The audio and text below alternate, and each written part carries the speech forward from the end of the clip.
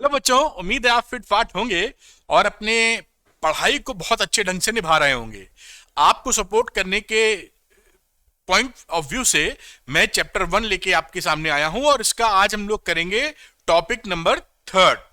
और मैंने पूरे चैप्टर को, जो इलेक्ट्रिक चार्जेस एंड फील्ड्स है फिजिक्स के क्लास 12 के चैप्टर को, ये क्लास 12 बोर्ड को डेडिकेटेड वीडियो है। तो यहां पर अगर आप देखेंगे तो मैंने पूरे चैप्टर को 5 पार्ट में बांटा है। ऑलरेडी 2 पार्ट्स में करवा चुका हूं, डिस्क्रिप्शन में उसका लिंक आपको मिल जाएगा। आज मैं पार्ट नंबर 3 का डिस्कशन करूंगा। तो चलिए मैं दिखाता हूं आपको। Electric charges and fields full chapter schedule जो था, पार्ट 1 और पार्ट 2 हम लोग ऑलरेडी कर चुके हैं। डिस्क्रिप्शन में आप लिंक है, क्लिक करके देख सकते हैं। और आज करेंगे part 3, electric field lines, continuous charge distribution. बाकी दोनों पार्ट आगे आने वाले दिनों में आपको मिलेंगे। तो बात को स्टार्ट करते हैं। अच्छा, कई बच्चों को ये चाहिए होता है कि जो मैं यहाँ पे पढ़ाऊं उसका पीडीएफ विद एनोटेशंस उनको मिल जाए। तो आप अरविंद एकेडमी टेलीग्राम चैनल को ज्वाइन कर सकते हैं। वहां पर मैं इसका पीडीएफ अपलोड कर देता हूं, जिससे कि आपकी पढ़ाई में काफी हेल्प हो जाए। कुछ बच्चे ऐसा चाहते हैं कि मुझसे पर्सनली पढ़ें, तो अरविंद एकेडमी ऐप आता है अपना, उसका भी लिंक मैं डिस्क्रिप्शन में दे रहा हूं, क्लिक करके डाउनलोड कर सकते हैं। और उसमें स्टोर सेक्शन में जाके आप बैचेस या कोर्सेज ले सकते हैं। जो अभी बैचेस आप देखेंगे वो द्रोणा बैच के नाम से अभी चल रहा है। द्रोणा बैच में आप शामिल हो सकते हैं। और फिजिक्स का द्रोणा बैच है और क्लास 12th का मैथ्स का भी द्रोणा बैच है। तो उसमें शामिल होइए, जहां पर मैं आपको लाइव क्लासेस के दौरान पढ़ाऊंगा। कोई भी डाउट आपका आता है, कोई भी प्रॉब्लम खड़ी होती है, तो उसको दूर किया जाएगा, जिससे आप के लिए फिजिक्स और मैथमेटिक्स इजी लैंग्वेज में आप समझ पाए और बहुत अच्छा परफॉर्मेंस कर पाए। चलिए अपनी टॉपिक को स्टार्ट करते हैं। तो बात शुरू होती है इलेक्ट्रिक फील्ड से। तो ये देखिए, इलेक्ट्रिक फील्ड क्या चीज है, पहले ये समझते हैं। अगर हम कहीं पर कोई चार्ज रख देते हैं, जिसे हम सोर्स चार्ज बोल रहे हैं, जो इलेक्ट्रिक फील्ड बनाता है, तो ये जो चार्ज होता है सोर्स चार्ज, ये अपने चारों तरफ स्पेस में एक इलेक्ट्रिकल एनवायरनमेंट डेवलप कर देता है, एक इलेक्ट्रिकल का वातावरण डेवलप कर देता है। और इससे कहीं दूर कोई एक चार्ज रखा हो, जिसे हम टेस्ट चार्ज कह रहे हैं, टेस्ट चार्ज, उस पर अपने इलेक्ट्रिकल एनवायरनमेंट की वजह से फोर्स लगाने लगता है। उसको टच नहीं करता है, बिना टच किए हुए। आप जानते ही हैं कि जैसे क्लास 11 में ग्रेविटेशनल फील्ड बड़ी थी, तो अर्थ, अगर मैं इस पेन को छोड़ूं तो अपने आप गिरता है। अर्थ का हाथ थोड़ी निकलता है खींचने के लिए, तो कोई कांटेक्ट फोर्स नहीं है। ये एक फील्ड है और फील्ड में विदाउट कांटेक्ट ये फोर्स लगा सकता है। तो इसी तरीके से इस सोर्स चार्ज ने चारों तरफ एक इलेक्ट्रिकल एनवायरनमेंट डेवलप किया और इस वजह से इस टेस्ट चार्ज पर वो फोर्स लगाने लगा। ये कहानी होती है कि क्या इलेक्ट्रिक फील्ड का मतलब क्या है। अच्छा, अब ये है कि मान लीजिए यहां पर एक टेस्ट चार्ज, एक सोर्स चार्ज रखा है, एससी लिख देता हूं, तो हम कैसे पता चलेंगे, या हमें मालूम ही नहीं है कि साहब यहां पे चार्ज वार्ज रखा है। अब हमें यहां पता करना है इस पॉइंट पे कि इलेक्ट्रिक फील्ड है कि नहीं है। तो पता करने का तरीका क्या है कि आप यहां पर टेस्ट चार्ज लेके आवें, और अगर इस टेस्ट चार्ज पर फोर्स लग रहा है तो इसका मतलब है वहां पर इलेक्ट्रिक फील्ड है, और फोर्स नहीं लग रहा है तो कोई इलेक्ट्रिक फील्ड नहीं है। ये टेस्ट चार्ज बहुत छोटा चार्ज होता है, जो केवल ये टेस्ट करने के काम आता है कि इलेक्ट्रिक फील्ड की प्रेजेंस है कि नहीं। पॉजिटिव चार्ज, नॉर्मली इसको टेस्ट चार्ज को हम लोग लेते हैं। तो ये कहानी जो लिखी थी वो मैंने आपको समझाई कि कहीं भी पता करना हो कि इस जगह पर इलेक्ट्रिक फील्ड है कि नहीं, तो टेस्ट चार्ज लाते हैं, उसमें फोर्स अगर मिलता है तो इलेक्ट्रिक फील्ड है, अदरवाइज नहीं है। अब सवाल ये उठता है कि अगर कहीं पर इलेक्ट्रिक फील्ड है, कोई सोर्स चार्ज द्वारा बनाया गया इलेक्ट्रिक फील्ड है, तो उसकी वैल्यू कितनी है।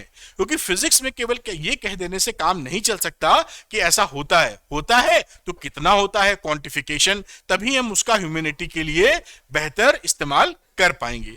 तो चलिए आगे समझते हैं हम लोग कि इलेक्ट्रिक फील्ड इंटेंसिटी या इलेक्ट्रिक फील्ड कहां पर कितना होगा। तो इसको डिफाइन किया जाता है इलेक्ट्रिक फील्ड को फोर्स पर यूनिट चार्ज। यानी जितना फोर्स लग रहा है उसको टोटल चार्ज से आप डिवाइड करते हैं। यही बात यहां लिखी है। The electric field at a point, किसी पॉइंट पर जो इलेक्ट्रिक फील्ड है, is defined as the electrostatic force per unit test charge acting on a vanishingly small positive charge placed at that point. ये लास्ट वाली line का क्या मतलब है मैं समझा रहा हूं। तो यहां पर हम लोग क्या करते हैं कि एक सोर्स चार्ज रखा है और ये जैसे टेस्ट चार्ज था, यहां पर ये टेस्ट चार्ज है, टीसी लिख देता हूं, और ये सोर्स चार्ज एससी लिख देता हूं शॉर्ट फॉर्म में। तो यहां पर जो फोर्स इस पर लग रहा है उसको मैं डिवाइड कर दूंगा क्यू नॉट से, तो हमें इलेक्ट्रिक फील्ड मिल जाएगा। अब यहां इस डेफिनेशन को हम कह तो देते हैं और बात भी ठीक है, लेकिन इसको डिफाइन करने में मुश्किल बहुत आती है। क्यों मुश्किल आती है? क्योंकि जो ये टेस्ट चार्ज है वो इसकी इलेक्ट्रिक फील्ड को इंपैक्ट करता है। क्यों? क्योंकि वो भी तो चार्ज है, अपना भी तो इलेक्ट्रिक फील्ड बनाएगा। तो इसकी इलेक्ट्रिक फील्ड जो बन रही है और ये विद्युत चार्ज अपनी इलेक्ट्रिक फील्ड बनाने लगते हैं, इसलिए ये डेफिनेशन बहुत शानदार डेफिनेशन नहीं रह जाती, क्योंकि इंटरेक्शन होगा, एग्जैक्ट इलेक्ट्रिक फील्ड हम पकड़ नहीं पाएंगे, क्योंकि टेस्ट चार्ज अपना इलेक्ट्रिक फील्ड भी बना रहा है। तो हम क्या करते हैं, इस टेस्ट चार्ज को बहुत ही छोटा कर देते हैं, इनफाइनाइटली स्मॉल, और ऐसी हालत में उसको ले आते हैं कि इसका टेस्ट चार्ज द्वारा जो इलेक्ट्रिक फील्ड बन रहा है वो बहुत कम होता है, जिसकी वजह से इसके द्वारा बनाया गया इलेक्ट्रिक फील्ड पर कोई असर नहीं होता। तो एक छोटा सा इसमें मॉडिफिकेशन हो जाता है जो बाजू में लिखा हुआ है कि इलेक्ट्रिक फील्ड क्या हो जाएगा, ये जो क्यू नॉट है वो limit Q naught tends to zero, यानी बहुत ज्यादा छोटा क्यू नॉट, और एफ अपॉन क्यू नॉट तो था ही। ये हमारी एक प्रॉपर डेफिनेशन मिलती है कि क्यू नॉट को हमने बहुत छोटा कर दिया है, जिसकी वजह से वहां जो इलेक्ट्रिक फील्ड है उसको वो डिस्टर्ब नहीं करेगा, केवल इस काम में आएगा कि इलेक्ट्रिक फील्ड वहां है कि नहीं है और कितनी है। बहुत अच्छी बात। दूसरी इंपॉर्टेंट बात कि हमारी जो इलेक्ट्रिक फील्ड होती है वो वेक्टर क्वांटिटी होती है। तो electric field is a vector quantity, और उस पर डायरेक्शन क्या होगा, तो पॉजिटिव टेस्ट चार्ज पर जिस डायरेक्शन में फोर्स लगेगा इलेक्ट्रिक फील्ड का वही डायरेक्शन होता है। जैसे मैं आपको सिंपल भाषा में समझाऊं, अगर कोई सोर्स चार्ज, आप ये जानते हैं होंगे या मैं बता रहा हूं, ये सोर्स चार्ज है, क्यू नॉट नहीं लिखना चाह रहा था, इसको शायद इधर से हटाया जा सकता है।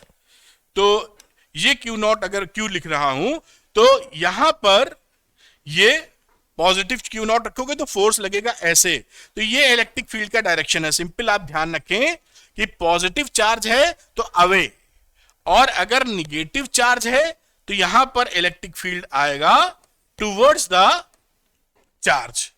तो ये पॉइंट, दो पॉइंट दिमाग में रख लीजिए कि प्लस है तो इलेक्ट्रिक फील्ड दूर जाएगा उससे, और माइनस है सोर्स चार्ज तो इलेक्ट्रिक फील्ड उसकी तरफ आएगा।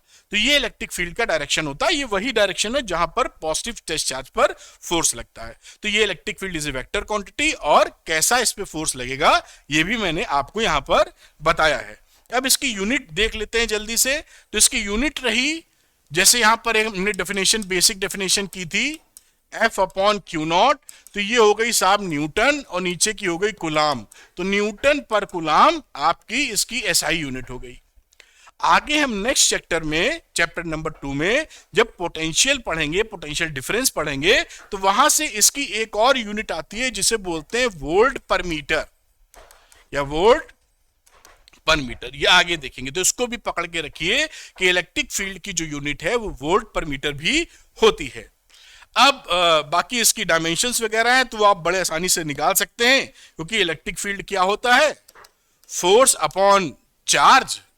तो फोर्स को लिखते हो mlt-2, चार्ज का मतलब होता है I is equal to Q by T, तो Q is equal to I into T, तो एम्पियर इंटू टाइम। तो इसकी देखिए क्या हो गया, mlt-3 इसकी डायमेंशंस हो गई। कभी कभी क्योंकि एमसीक्यू भी पूछे जाते हैं अब, तो आपके लिए ये एमसीक्यू का सवाल बन सकता है। तो इसको ध्यान रखिए, बड़ी आसान सी बात होती है, कोई दिक्कत नहीं।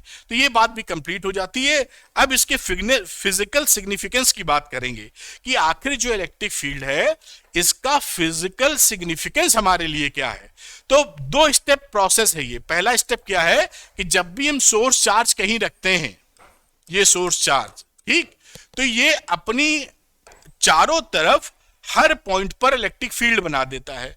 यानी इस पॉइंट की बात करें तो यहां पर E1 आ जाएगा, इस पॉइंट की बात करें तो E2 आ जाएगा। ये एक बात हो गई कि चारों तरफ अपना हर पॉइंट पर एक इलेक्ट्रिक फील्ड आपको मिलेगा अलग अलग, ठीक। दूसरी बात कि अब हम पहले हम क्या सोच रहे थे जो अभी तक पढ़ा कि एक चार्ज अगर है Q, तो Q नॉट पे वो फोर्स लगाता है तो कूलम्ब्स लॉ से निकाल लेते हैं हम लोग।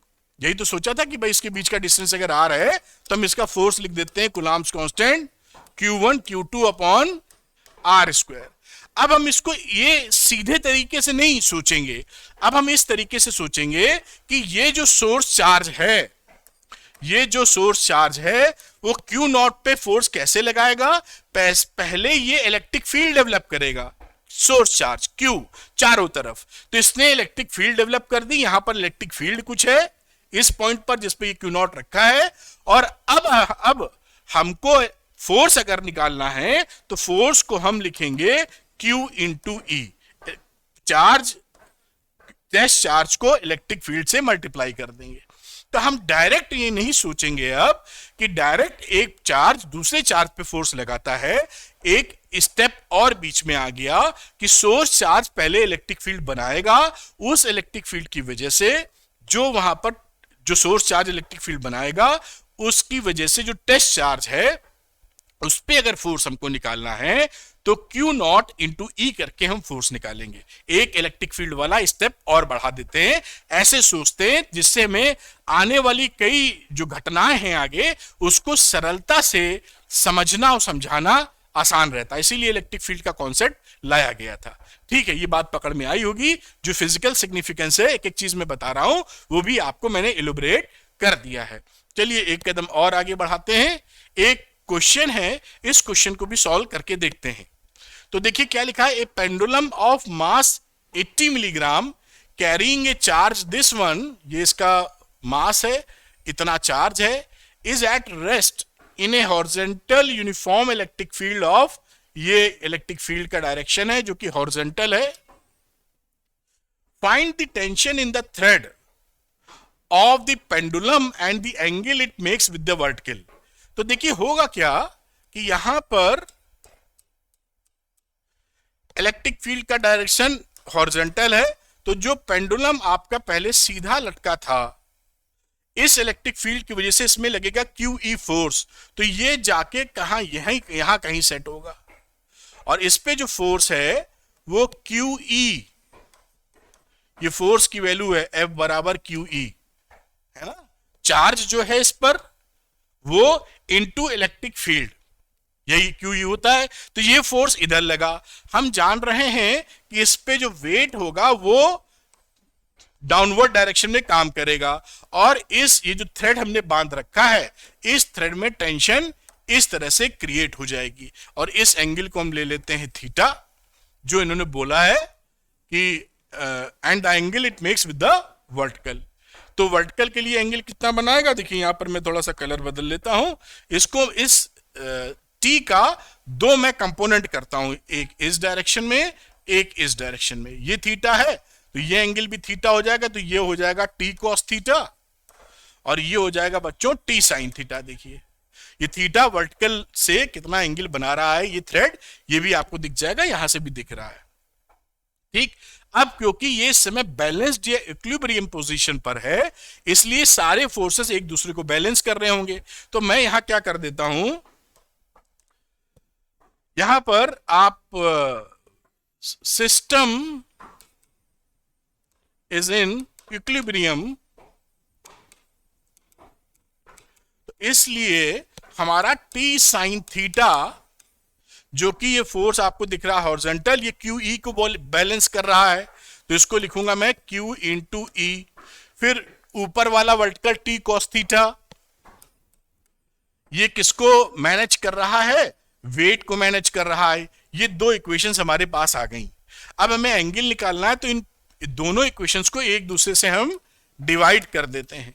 तो फर्स्ट इज डिवाइडेड बाई 2, तो यहां से क्या मिलेगा, ये टी टी कैंसिल हो जाएगा, ये आ जाएगा इधर टेन थीटा साइन थीटा, ये तो देख ही पा रहे हैं, इसको इससे डिवाइड करोगे तो ये वैल्यू हो गई टेन थीटा, और यहां पर वैल्यू हो गई क्यू ई अपॉन एम जी।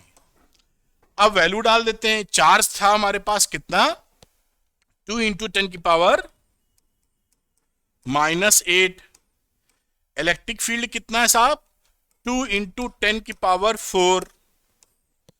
मास कितना है, 80 मिलीग्राम, तो ये रहा 80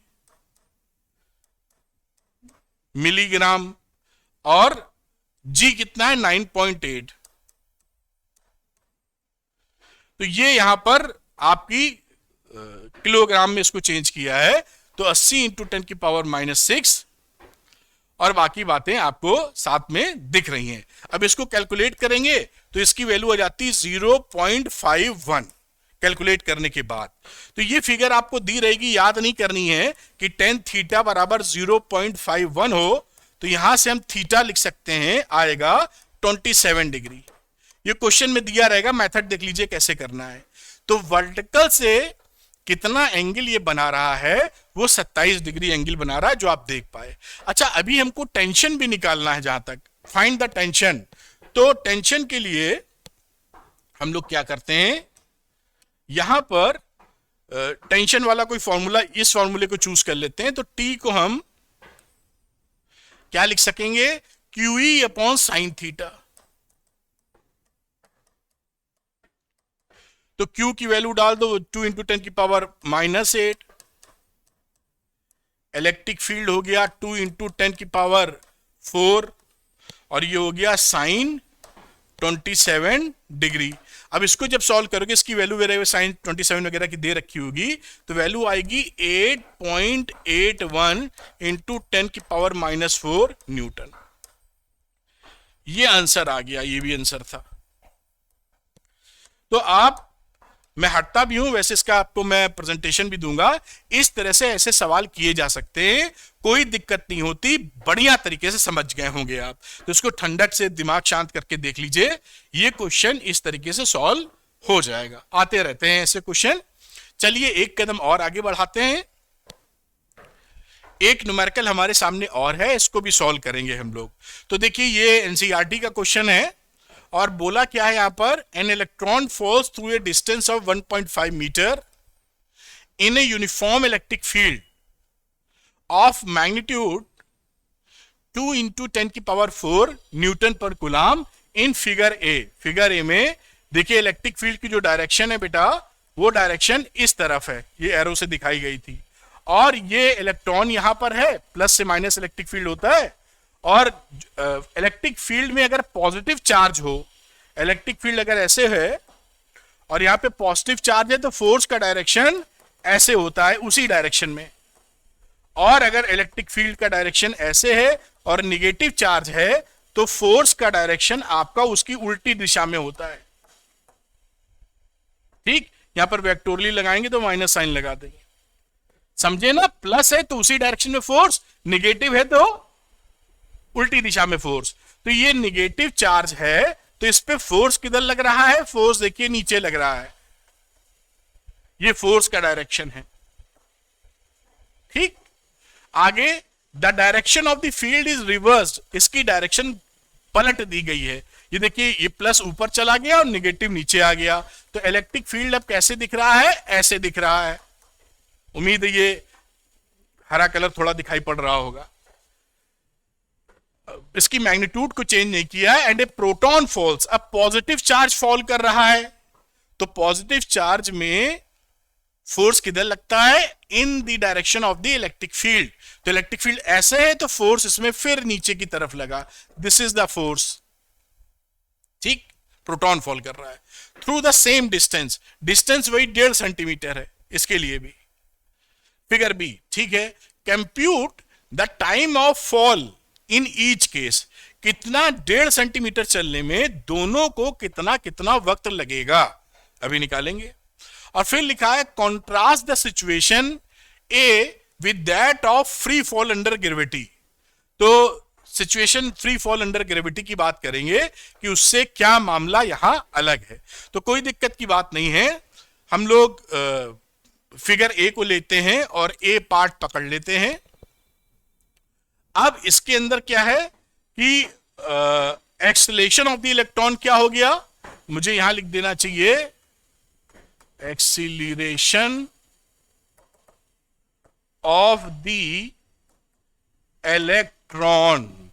तो ए ई अगर मैं लिखूं, क्योंकि हम जानते हैं ना force is equal to force on electron mass into acceleration, तो मैं ए ई की बात करूंगा तो एफ ई अपॉन एम, और एफ ई का मतलब क्या था क्यू ई, क्यू की जगह इलेक्ट्रॉन है तो E E upon mass of electron. समझ गए होंगे मेरे ख्याल से, इसीलिए मैंने तोड़ के लिखा है कि यहां फोर्स क्या होता है Q इंटू ई। क्यू कितना है, इलेक्ट्रॉन पे पाया जाने वाला चार्ज, तो small E into capital E upon M E, ये एक्सेलरेशन हो गया। अब हियर शुरुआत में इनिशियल वेलोसिटी शून्य थी, शुरू में ये रुका हुआ था, तो मैं फॉर्मूला लगा देता हूं डिस्टेंस वाला, S equal to UT plus half AT square, UT plus half AT square, क्योंकि यू जीरो है तो ये फॉर्मूला कितने के बराबर हो जाएगा, हाफ एटी स्क्वायर के बराबर, क्योंकि यहां पर यू जीरो है। बात पकड़ में आई होगी। अब यहां से अगर मैं टाइम निकालने की कोशिश करूं तो मैं टाइम ऑफ इलेक्ट्रॉन कितना हो जाएगा, 2 into S upon acceleration on electron. अब इसको क्या लिख सकते हो, 2 इंटू एस और एक्सेलरेशन ऑफ इलेक्ट्रॉन को लिखा ई ई अपॉन एम ई, ये वैल्यू बन गई 2s एम ई इंटू ई ई। अब यहां पर सारी वैल्यूज रख दीजिए, तो मैंने यहां रखा 2, 1.5 सेंटीमीटर का डिस्टेंस था तो 1.5 इंटू 10 की पावर माइनस 2, साथ में मास ऑफ इलेक्ट्रॉन तो 9.1 इंटू 10 की पावर माइनस 31, और इसी के नीचे आ गया चार्ज ऑन इलेक्ट्रॉन तो 1.6 इंटू 10 की पावर माइनस 19, और इलेक्ट्रिक फील्ड 2 इंटू 10 की पावर 4, ये इलेक्ट्रिक फील्ड दे रखी है 2 इंटू 10 की पावर 4। इसको आप कैलकुलेट कर लीजिए, मैं थोड़ा सा ऐसे करता हूं, इसको जब आप कैलकुलेट करेंगे तो वैल्यू आ जाएगी 2.9 इंटू 10 की पावर माइनस 9 सेकेंड। तो ये पहला आंसर हुआ कि इलेक्ट्रॉन को कितना टाइम लगेगा 1.5 सेंटीमीटर गिरने में। बढ़िया। अब मैं प्रोटॉन की बात कर लेता हूं, इसी तरीके से कलर को थोड़ा बदल लेता हूं और फॉर प्रोटॉन लिख देता हूं। फॉर प्रोटॉन जो सेकंड में हमारी पिक्चर आई थी उसमें भी यही फॉर्म सेम चीज लॉजिक लगेगा, और जो टीपी ऑफ प्रोटॉन होगा वो होगा 2s, एस सेम है, मास ऑफ प्रोटॉन, बाकी कोई चीज बदली नहीं थी, तो E इंटू कैपिटल ई। मेरे ख्याल से आप इससे एग्रीड होंगे। सारी वैल्यूज यहां डाल दी जाएं तो 2 इंटू 1.5 इंटू 10 की पावर माइनस 2, फिर 1.67 mass of proton minus 27 upon 1.6 into 10 की पावर माइनस 19, और इलेक्ट्रिक फील्ड था 2 इंटू 10 की पावर 4। अब इसको पूरी एक्सप्रेशन को सॉल्व करेंगे तो आ जाएगा 1.25 इंटू 10 की पावर माइनस 7 सेकेंड। ये किसका हो गया, प्रोटॉन कितना टाइम लेगा 1.5 सेंटीमीटर गिरने के अंदर। ये दोनों हमने निकाल लिया अलग अलग, ये कितना कितना समय लगने वाला है प्रोटॉन और इलेक्ट्रॉन को। अब ये जो सिचुएशन है वो फ्री फॉल से कैसे अलग है, तो उसके लिए हम ये जानते हैं कि कंट्रास्ट सिचुएशन की हम बात कर लेते हैं। अंडर फ्री फॉल जब एक्सेलरेशन ड्यू टू ग्रेविटी होता है तो both heavier and lighter body will take same time. मतलब हम कहीं से गिराते हैं जब, बट इन दिस केस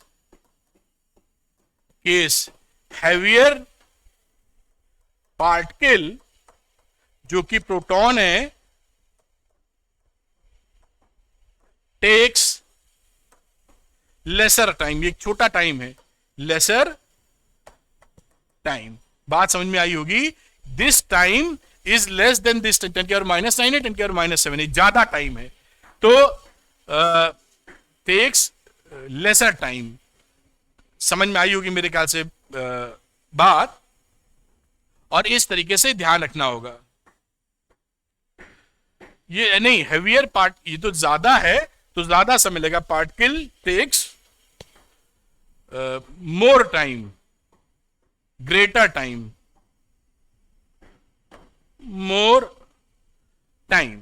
यहां पर बात की जाए क्योंकि ये प्रोटॉन है, प्रोटॉन का आप देख रहे हैं समय ज्यादा है और इलेक्ट्रॉन का समय कम है, तो यहां पर जो हैवी पार्टिकल था वो कम समय लिया है और लाइटर पार्टिकल ने इलेक्ट्रॉन ने कम समय लिया है और प्रोटॉन ने ज्यादा समय लिया है, हैवी पार्टिकल ने। और अगर ये फ्री फॉल की सिचुएशन होती तो दोनों सेम ही टाइम पर गिरते, जैसा हम देख चुके हैं। तो ये दोनों से कैसे कंट्रास्ट सिचुएशन है वो आपके हाथ में है। आगे की बात करते हैं, इसको मैं थोड़ा सा दिखा देता हूं, ये जैसे कि आप इन सवालों को बेहतर ढंग से समझ पाए। ये देखिए, इसको नोट भी कर सकते हैं आप जल्दी से, और मैं इसको थोड़ा ऊपर ले जाता हूं, वरना मैं इसका प्रेजेंटेशन आपको अपलोड कर दूंगा अरविंद एकेडमी टेलीग्राम चैनल पर। चलिए एक कदम और आगे बढ़ाते हैं। अब यहां पे बात शुरू होती है electric field due to a point charge. तो पॉइंट चार्ज की वजह से कितना इलेक्ट्रिक फील्ड बनेगा। तो ये सोर्स चार्ज है, देखिए Q यहां रखा हुआ है, इससे R डिस्टेंस दूर यहां पे टेस्ट चार्ज रखा हुआ है। तो यहां पर ये जो टेस्ट चार्ज है वो कितना इलेक्ट्रिक फील्ड ये यहां बना रहा है। तो इलेक्ट्रिक, देखिए फोर्स कितना लगेगा पहले, अगर मैं यहां से फोर्स लगाने की बात करूं, क्योंकि इलेक्ट्रिक फील्ड जो होता है वह हम फोर्स अपॉन टेस्ट चार्ज लिखते हैं, तो फोर्स को टेस्ट चार्ज से डिवाइड कर दे तो काम बन जाएगा। तो यहां पर हमने फोर्स लिख दिया क्या, 1/4πε0 Q into Q0 upon R²। और ये क्योंकि वेक्टर फॉर्म में लिखा है इसलिए यूनिट वेक्टर ऑफ R लगा रहे हैं। R कैप कौन सा वेक्टर है, फ्रॉम Q टू Q0, आगे मैंने लिखा भी है।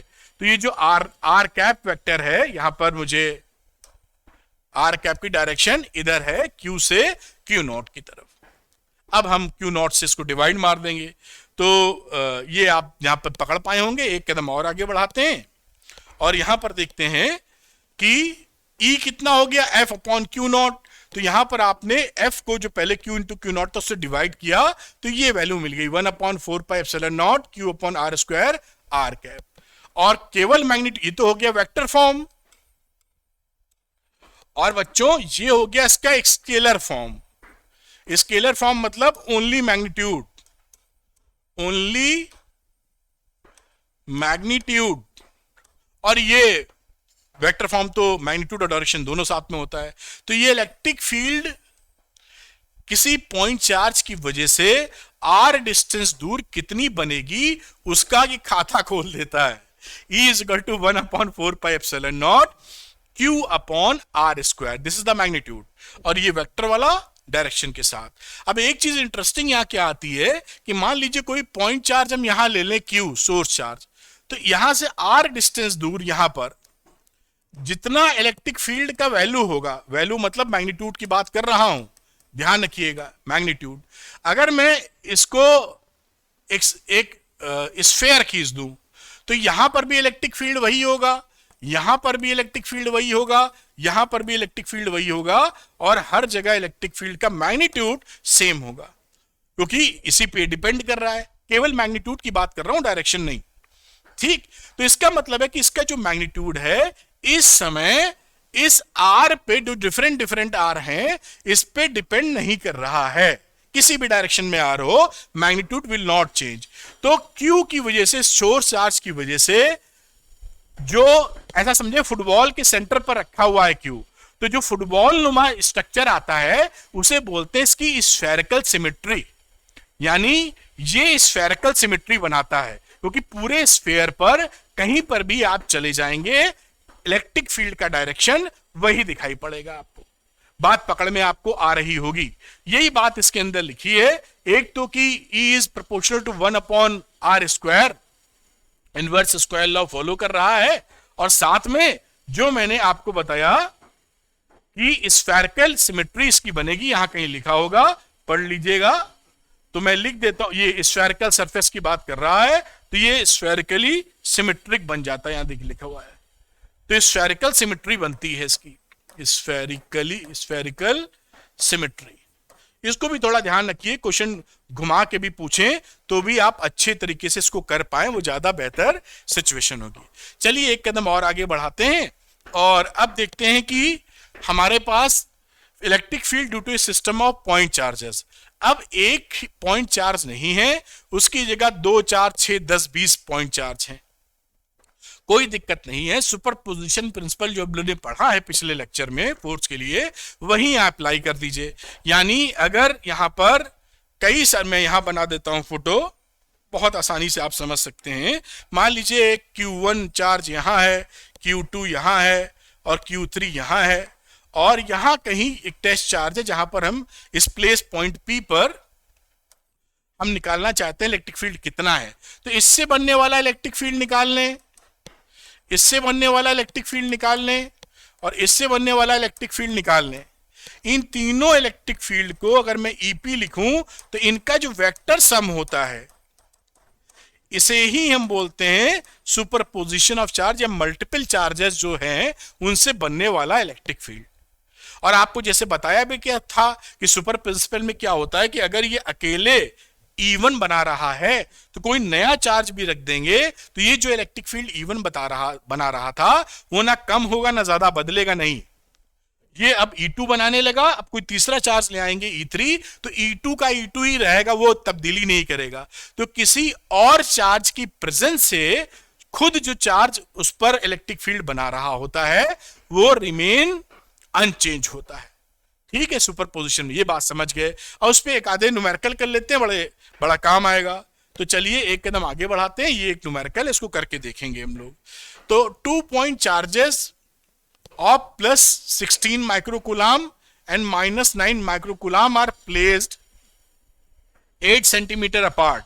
तो यहां पे बना लेते हैं, एक पोजीशन A ले लेते हैं जहां पर Q1 हमारा प्लस 16 माइक्रोकूलाम है, और इससे थोड़ी दूरी पर B पॉइंट ले लेते हैं जहां पर Q2 हमारा -9 माइक्रोकूलाम है, और इनके बीच का दूरी था 8 सेंटीमीटर।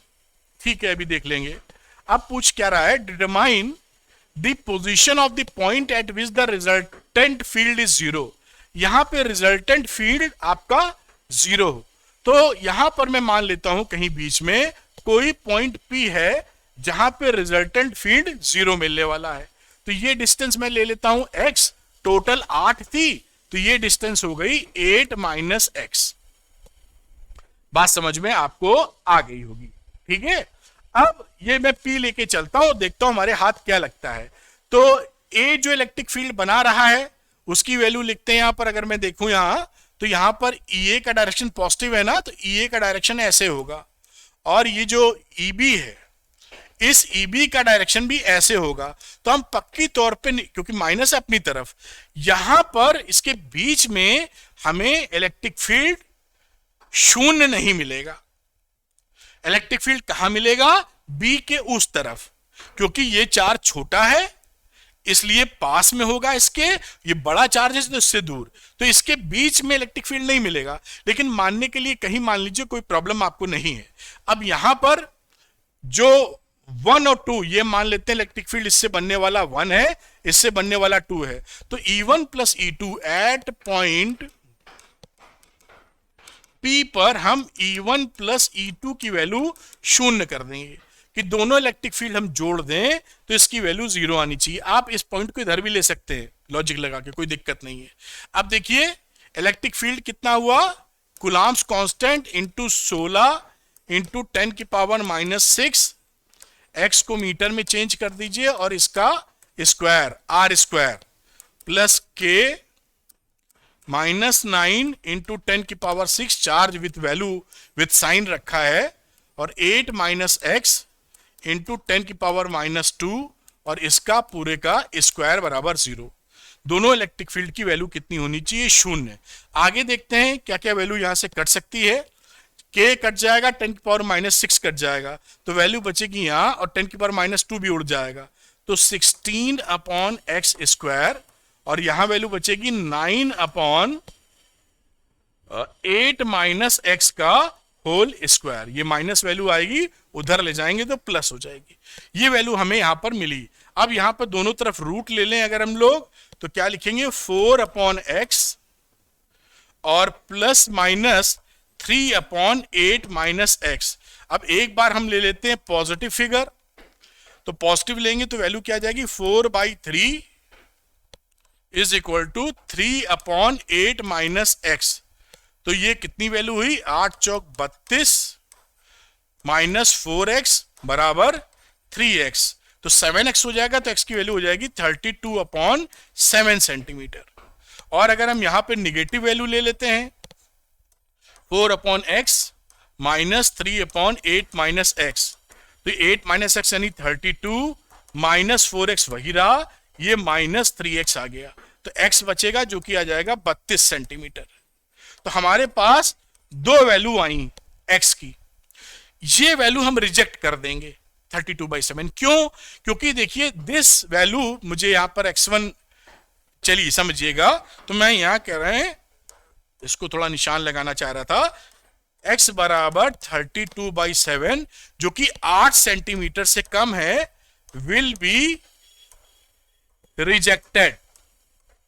क्यों? क्योंकि EA and EB in same direction, EA and EB in same direction,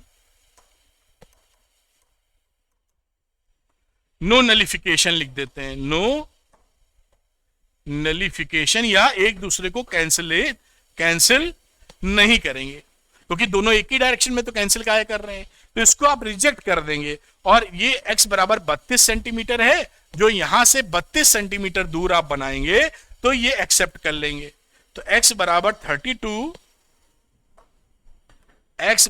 32 centimetre will be accepted, और यही हमारा आंसर हो जाएगा। तो 32 centimetre from +16 microcoulomb on the right side, ऐसा कह सकते हैं। तो आंसर क्या रहा? 32 centimetre from +16 microcoulomb in the right side. तो इस तरीके से बात समझनी चाहिए। अच्छा, ये जो आप समझे होंगे, आप जैसे मैंने बीच में लेके किया है, तो आप इसको ऐसे भी लेके कर सकते हैं। देखिए मैं आपको बता दूं, जैसे जो बच्चा पढ़ रहा है ध्यान पूर्वक वो समझ पावे। यहां पर देखिए Q1 Q2 था, और हम ये समझ गए थे, ये दिया है 16 माइक्रोकूलाम, और ये शायद था -9 माइक्रोकूलाम। तो इलेक्ट्रिक फील्ड जो है, वो इलेक्ट्रिक फील्ड यहां कहीं आपको EA बराबर EB मिलने वाला है। तो यहां से आप इसको भी x मान सकते थे, और इस डिस्टेंस को मान सकते थे x -8, या जैसे भी करना चाहें आप, क्योंकि यहीं पर यहां पर डायरेक्शन क्या होगा? A का डायरेक्शन होगा इधर, और EB का डायरेक्शन होगा इधर, तो दोनों कैंसिल कर देंगे। और क्योंकि ये कम फिगर वाला है, ऐसा ही सिचुएशन यहां बनेगी देखिए, लेकिन यहां पर नलिफिकेशन नहीं होगा। EA EB तो अपोजिट डायरेक्शन में है, लेकिन ये बड़ा वाला पास में तो डोमिनेट करता रहेगा हमेशा। डिस्टेंस तो कम हो गई इसकी, और ऊपर से इसका चार्ज भी ज्यादा है, तो यहां नलिफिकेशन नहीं होगा। नलिफिकेशन यहां होगा क्योंकि 9 माइक्रोकूलाम छोटा है और डिस्टेंस छोटा है, तो डोमिनेट करेगा, और 16 से दूरी ज्यादा है इसलिए वो पिछड़ जाएगा, यानी बैलेंस हो जाएगा। ऐसे भी कर सकते हैं, बाकी मैंने जैसे समझाया वैसे भी। मैं जब ये वीडियो बना रहा हूं डिटेल, तो मैं चाहता हूं कि जबरदस्त कॉन्सेप्ट आपका क्लियर हो जाए, केवल बोर्ड से नहीं कहीं कुछ दे रहे हो और ये टॉपिक आए तो आप संभाल सको। ठीक, तो इसको मैं ऊपर से दिखा देता हूं जल्दी से 2 सेकंड के लिए, फिर मैं आगे आपको लेके चलूंगा अगले सवाल पर। ठीक, ये आप इसको नोट कर लीजिए, पॉज करके या जैसा भी चाहते हैं, इसको थोड़ा ऊपर ले जाता हूं, ये पूरी बात यहां तक आपको दिख गई होगी। चलिए एक और इंटरेस्टिंग सवाल लेते हैं जो कि काफी अहम है आपके लिए। ये एनसीईआरटी का क्वेश्चन है और ऐसे क्वेश्चन की क्लैरिटी आपको बहुत कुछ सिखा देती है। तो आइए देखते हैं कि इसकी कहानी क्या है। मैं कलर तो वही लेके चल रहा हूं ग्रीन, थोड़ा इसके ऊपर कम दिखेगा ये मुझे लगता है, इधर लिखने में दिखता है। 2 point charges Q1 Q2 of 10 की पावर -8 कूलाम एंड -10 की पावर -8 कूलाम, मैग्नीट्यूड सेम है, पोलैरिटी अलग है, एक प्लस एक माइनस है, respectively are placed 0.1 metre apart. ये देखिए यहां पर ये फिगर है, तो यहां पर एक चार्ज है प्लस वाला, आपको दिख रहा होगा, और यहां पर एक चार्ज है माइनस वाला, 10 की power -8। Calculate the electric field at point A B C. तो मैं यहां रेड कलर लेके ए बी सी नोटिफाई कर देता हूं। This is A and this is B and this is C. तो ये डिस्टेंस आपको दिख रहा होगा मेरे ख्याल से 0.05 मीटर है, और ये दोनों बराबर हैं, और यहां से इतनी दूरी 0.5 मीटर की है। तो हम लोग सवाल करने की शुरुआत करते हैं और देखते हैं कि ए पर क्या कहानी है। इलेक्ट्रिक फील्ड एट ए, तो पहला है एट ए हमारा इलेक्ट्रिक फील्ड, बल्कि ईएफ लिख दूं शॉर्ट में, इतना लिखने की जरूरत नहीं है। तो इलेक्ट्रिक फील्ड एट ए इसलिए लिखा है कि आप फट से ध्यान ए की तरफ जा पाए। तो ए की तरफ E1 E2 मान लेते हैं, तो इसको हम लोग Q1 Q2 कहते हैं। एक का चार्ज पकड़ते हैं E1, तो K Q1 अपॉन R1 का स्क्वायर, तो 9 इंटू 10 की पावर 9 इंटू 10 की पावर -8 अपॉन 0.05 का स्क्वायर न्यूटन पर कूलाम। तो ये E1 की वैल्यू कितनी आ गई बेटा, 3.6 इंटू 10 की पावर 4 न्यूटन पर कूलाम। ये फर्स्ट वाला है, ये सेकंड वाला है। तो E1 क्या है, ए पर E1 का डायरेक्शन ऐसा है ए के लिए यहां पर, और इससे ये निगेटिव है, तो E2 का भी डायरेक्शन इधर ही मिलेगा। समझ पा रहे ना, ये निगेटिव है तो इधर, पॉजिटिव है तो भी इधर, तो इस डायरेक्शन में दोनों की कहानी आएगी। E2 निकाल लेते हैं, E2 भी इतना ही आएगा क्योंकि सारी चीज तो सेम है। तो 9 इंटू 10 की पावर 9 इंटू 10 की पावर -8 अपॉन 0.05 का square, which is again 3.6 into 10 की पावर 4 न्यूटन पर कूलाम। क्योंकि ये E1 E2 at A, E1 and E2 have same direction। E net या EA कितना हो गया, E1 प्लस E2, क्योंकि डायरेक्शन सेम है इसलिए ऐड कर दीजिए। अब आप ऐड करेंगे 3.6, मैं अलग अलग नंबर नहीं लिख रहा हूं, जोड़ेंगे तो क्या लिख देता हूं, चलो लिखने की कोई जरूरत नहीं है, 7.2 इंटू 10 की पावर 4 न्यूटन पर कूलाम। इन दोनों को जोड़ दीजिए, ये आंसर आपका आ गया पहली कहानी। यानी ए के ऊपर इलेक्ट्रिक फील्ड कितना है ये आप जान गए हैं इलेक्ट्रिक फील्ड का डायरेक्शन देखते हुए।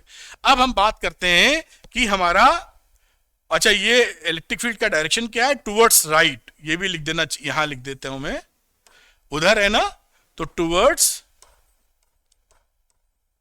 राइट डायरेक्शन भी हो गया भाई, ये आपका पहला आंसर हो गया। अब हम पकड़ते हैं बी पॉइंट। बी पॉइंट यहां पर है, देखिए इस पॉइंट के लिए काम करते हैं, इसको थोड़ा सा ऊपर करता हूं और कलर भी बदल लेता हूं जैसे आपको थोड़ा सा साफ सुथरा दिखाई पड़े। तो नंबर 2 लेते हैं और लिखते हैं एट बी इलेक्ट्रिक फील्ड। अब यहां पर देखिए बी पर क्या होगा, प्लस है तो इधर और माइनस है तो इधर, तो दोनों का डायरेक्शन बात करें तो एक इलेक्ट्रिक फील्ड यहां बी पर मिलेगा ऐसे, विच इज E1, और इधर मिलेगा विच इज E2, क्योंकि वो निगेटिव चार्ज है, प्लस वाले से दूर जाता है इलेक्ट्रिक फील्ड, माइनस वाले की तरफ आता है। अब इसको देखते हुए दोनों का डायरेक्शन एक है, तो पहले तो हम निकाल लेते हैं E1 E2 की वैल्यू। तो E1 यही लिख देता हूं, E1 क्या रहा, 9 इंटू 10 की पावर 9 इंटू 10 की पावर -8 अपॉन 0.05 का whole square which is 3.6 into 10 की पावर 4 न्यूटन पर कूलम। यहां से डिस्टेंस लिया है तो ये कितना डिस्टेंस है 0.05। इसी तरह बेटा जी हमने E2 पकड़ा तो E2 को लिखा 9 इंटू 10 की पावर 9 और 10 की पावर -8 E2 मतलब ये वाला चार्ज। और यहां से डिस्टेंस देखिए कितनी हो गई, इसको ऐड करेंगे तो आएगा 0.1 और ये पूरी यहां से यहां तक की डिस्टेंस चाहिए ना, ये पूरी डिस्टेंस, तो ये पूरी डिस्टेंस कितनी है इन तीनों का एडिशन, तो इन तीनों का ऐड कर देंगे तो 0.15 का स्क्वायर आ जाएगा। बात पकड़ में आ रही होगी। इसको सॉल्व करेंगे तो वैल्यू आ जाएगी 4 इंटू 10 की पावर 3 न्यूटन पर कूलम। अब मैग्नीट्यूड या इलेक्ट्रिक फील्ड एट बी, तो हम ये जान रहे हैं E1 माइनस E2 क्योंकि दोनों का डायरेक्शन अलग अलग है, ये अपोजिट डायरेक्शन है, इसलिए घटा रहे हैं। मैंने आपको समझाया था अभी, तो बड़े में से छोटा घटा दीजिए या छोटे में से बड़ा घटा दीजिए, किसी में से कुछ घटा दीजिए, कोई समस्या नहीं है। तो ये वैल्यू जो बनेगी ये 0.4 आएगा यहां पर, नहीं ठीक है ये 4 है ना, तो इसको हम यहां पर ये भी लिख सकते हैं 0.4 इंटू 10 की पावर 4 न्यूटन कूलम। ठीक, अब आपने E1 माइनस E2 के तो 3.6 में से 0.4 आप घटा दीजिए, पावर सेम हो गई, तो आ जाएगा 3.2 इंटू 10 की पावर 4 न्यूटन पर कूलम। और इसकी डायरेक्शन किधर है, टुवर्ड्स लेफ्ट, टुवर्ड्स लेफ्ट। ये आंसर नंबर 2 हो गया। अब तीसरे की बात करेंगे, जो अगली स्लाइड जोड़ूंगा जैसे आपको साफ सुथरा दिखाई पड़े, तो फिगर में इसका इस्तेमाल करूंगा और एक स्लाइड में जोड़ लेता हूं, जो मैं यहां रुकता हूं। इस सी की चर्चा कर रहा हूं तो यहां पहले समझ लेता हूं, फिर मैं आगे करने की कोशिश करूंगा। यहां पर देखिए इसकी वजह से, इस प्लस की वजह से इलेक्ट्रिक फील्ड बनेगा E1 इधर, ये जो दिख रहा है आपको, कुछ हरा कलर ले नहीं तो एकदम नहीं दिखेगा आपको, ये E1 हो गया यहां, और ये निगेटिव है तो ये रहा E2 इधर, तो this is E2, this is E1। और क्योंकि ये मैग्नीट्यूड दोनों चार्ज का सेम है और ऊपर से डिस्टेंस भी क्वेश्चन में सेम दे रखी है, तो E1 E2 equal in magnitude रहेंगे, डायरेक्शन अलग है लेकिन मैग्नीट्यूड सेम रहेगा। तो ये रहा 60 डिग्री अकॉर्डिंग टू क्वेश्चन, तो ये एंगल 120 डिग्री हो गया। तो इनका रिजल्टेंट, इनके एंगल बाइसेक्टर से जाएगा। जब भी दो फोर्सेस, दो इलेक्ट्रिक फील्ड इक्वल लगते हैं, मैं बता चुका हूं फिर से एक बार कि दो इलेक्ट्रिक फील्ड अगर E1, E और E अगर सेम इलेक्ट्रिक फील्ड लग रहे हैं मैग्नीट्यूड में, तो इनका रिजल्टेंट इनके एंगल बाइसेक्टर से जाता है। तो ये जो E है ये इसके एंगल बाइसेक्टर से चला जाएगा। ये E निकालेंगे कैसे, वो हम इस्तेमाल कर लेते हैं अभी। तो मैं दूसरा स्लाइड जोड़ता हूं और तीसरी situation at C electric field की चर्चा कर रहा हूं। तो EC अगर मैं लिखूं तो मैं लिख सकता हूं कि वेक्टरली जोड़ोगे तो E1 का स्क्वायर प्लस E2 का square plus 2E1 E2 into cos theta. ये वेक्टर वाला फॉर्मूला जो 11th में पढ़े थे, दो वेक्टर अगर इनके बीच में एंगल कुछ बन रहा है थीटा, तो उसका मैग्नीट्यूड इस तरीके से आप निकालते हैं। अब यहां पर आगे चलते हैं। E1 E2 तो ऐसे बराबर थे, फिर भी चाहे तो सब वैल्यू रख सकते हैं। अब मैं डायरेक्ट भी कर सकता हूं, डायरेक्ट ही करने की इच्छा जाग रही है। तो यहां पर E1 E2 सब बराबर हैं, तो यहां पर आप सबकी जगह मैं E1 E2 बराबर है तो E1 E1 लिख देता हूं। तो ये रहा 2E1 स्क्वायर और ये 2E1 स्क्वायर और साथ में cos 120 degree, cos 120 degree minus half होता है। तो ये रहा 2E1 का square minus plus 2E1 square और ये रहा माइनस हाफ। 2 से 2 कटा, माइनस आ गया, तो ये वैल्यू कितनी बन गई, विच इज E1। तो ये 2 से 2 कट गया, माइनस E1 स्क्वायर, तो E1 स्क्वायर बचा, यानी E1 आ गया। तो E1 की वैल्यू जितने के बराबर है वो रख देते हैं। E1 है कितनी, तो यहां E1 is equal to E2 दोनों बराबर थे, 9 इंटू 10 की पावर 9 इंटू 10 की पावर माइनस 8 अपॉन 0.1 का होल स्क्वायर, और ये वैल्यू है 9 इंटू 10 की पावर 3 न्यूटन पर कुलाम। ये 0.1 का स्क्वायर कैसे आया, देखो यहां से, ये जो E1 है ना, इसके लिए ये 0.1 का स्क्वायर है, तो 9 इंटू 10 की पावर 9 इंटू चार्ज 10 की पावर माइनस 8 अपॉन आर का स्क्वायर, आर कितना है 0.1, तो 0.1 का स्क्वायर।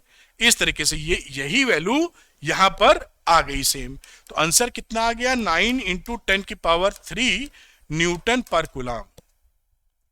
और E1 E2 सेम थे, तो जो रिजल्टेंट है EC acts along the bisector of the angle between E1 and E2 towards right।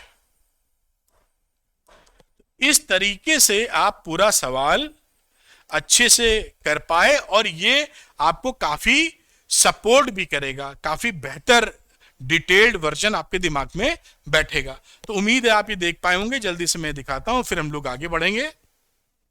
ये क्वेश्चन था, कोई बच्चा अगर चाहे इसको नोट करना तो नोट कर सकता है।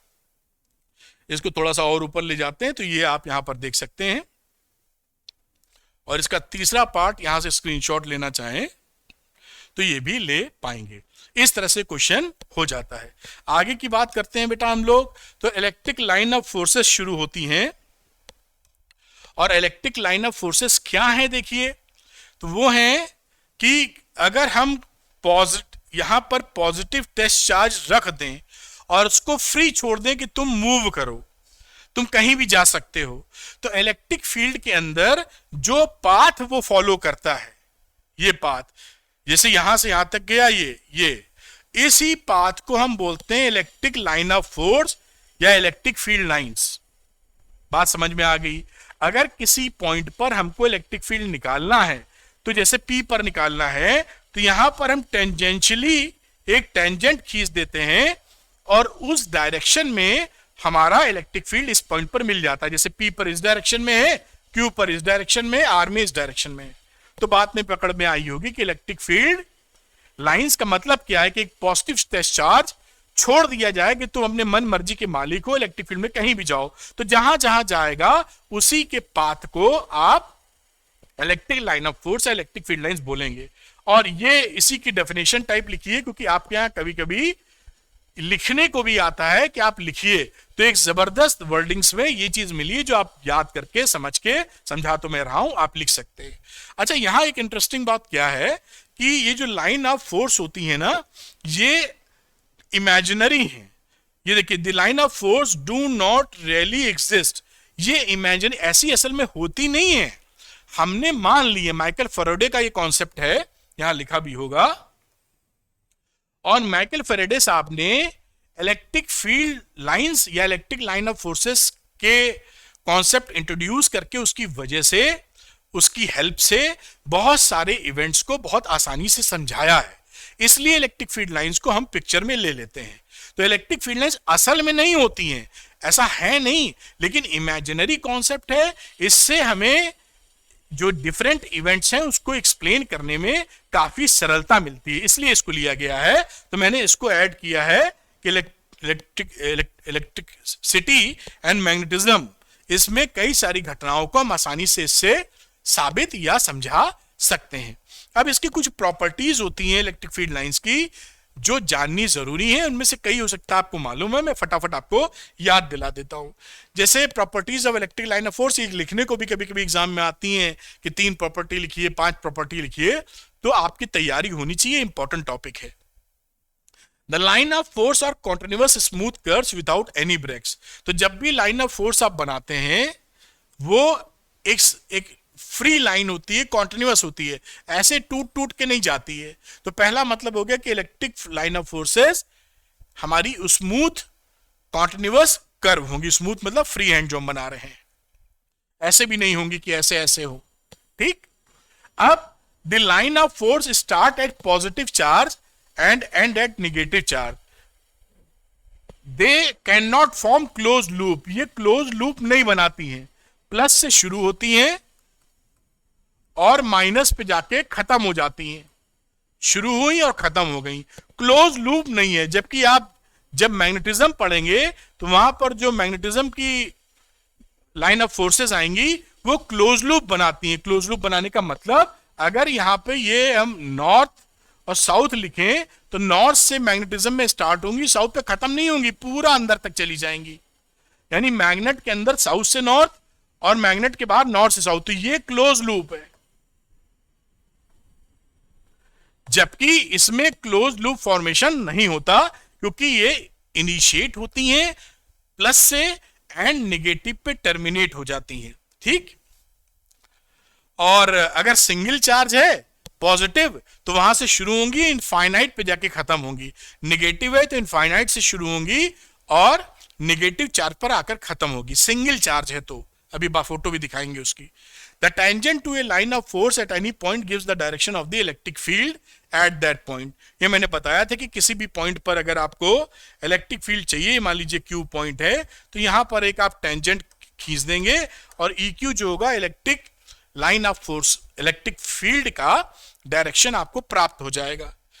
No two line of force can cross each other. आप जानते ही हैं कि किसी भी पॉइंट पर दो इलेक्ट्रिक लाइन ऑफ फोर्सेस एक दूसरे को इंटरसेक्ट नहीं करती हैं। सपोज करिएगा अगर इंटरसेक्ट कर जाए P पर, तो इस वाले कर्व की मदद से इलेक्ट्रिक फील्ड का डायरेक्शन इधर और इस वाले कर्व की मदद से इलेक्ट्रिक फील्ड का डायरेक्शन इधर, तो एक ही पॉइंट पर दो इलेक्ट्रिक फील्ड के डायरेक्शन नहीं हो सकते। इसलिए इलेक्ट्रिक लाइन ऑफ फोर्सेस कभी भी एक दूसरे को इंटरसेक्ट नहीं करेंगी। तो ये बात भी आपकी समझ में आई होगी। 5वें नंबर का पॉइंट देखते हैं। The line of force are always normal to the surface of a conductor on which the charges are in equilibrium। जब भी कोई कंडक्टर से, मान लीजिए पॉजिटिव कोई कंडक्टर है जो पॉजिटिवली चार्ज है, तो इससे जब भी लाइन निकलेगी इस सरफेस के नॉर्मल निकलेगी। नॉर्मल मतलब टेंजेंट खींचो तो 90 डिग्री बनाएगी। यहां खींच, यहां से जाएगी, आप जानते ही हैं कि ये नॉर्मल होता है क्योंकि टेंजेंट से ये 90 बनाता है।